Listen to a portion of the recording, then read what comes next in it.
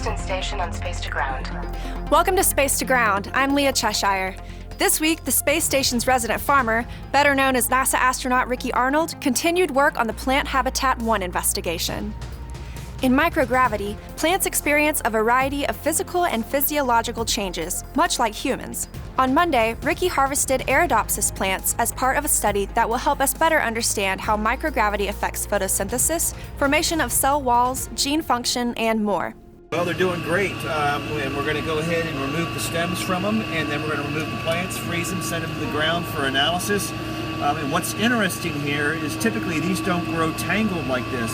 This study's results could provide greater knowledge of basic plant science and benefit not only the efforts to grow plants in space, but also agriculture for us on Earth.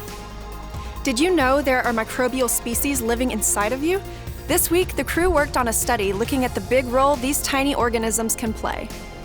The microbes in our gastrointestinal tract help with digestion and interact with other organs, even the brain. When this brain-gut interaction is disrupted, the immune and metabolic systems may be affected, which could impact health in space. To learn more, scientists study model organisms, like rodents, because they have a well-understood genetic makeup that is similar to human systems. By comparing changes of organisms in space to a control group on Earth, we can learn how to protect astronaut health during missions and also guide treatment development for health disorders on Earth. This week's question comes from Landau, who asks where and how astronauts sleep in space. On the space station, astronauts have private crew quarters, an area just big enough for one person. Since there is no up or down, astronauts can snooze in any orientation and often strap their sleeping bags to a wall so they don't float around or bump into anything.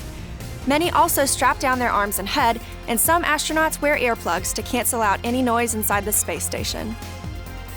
Keep sending in your questions using the hashtag #SpaceToGround. We'll see you next week. Off the Earth, for the Earth. Space to Ground.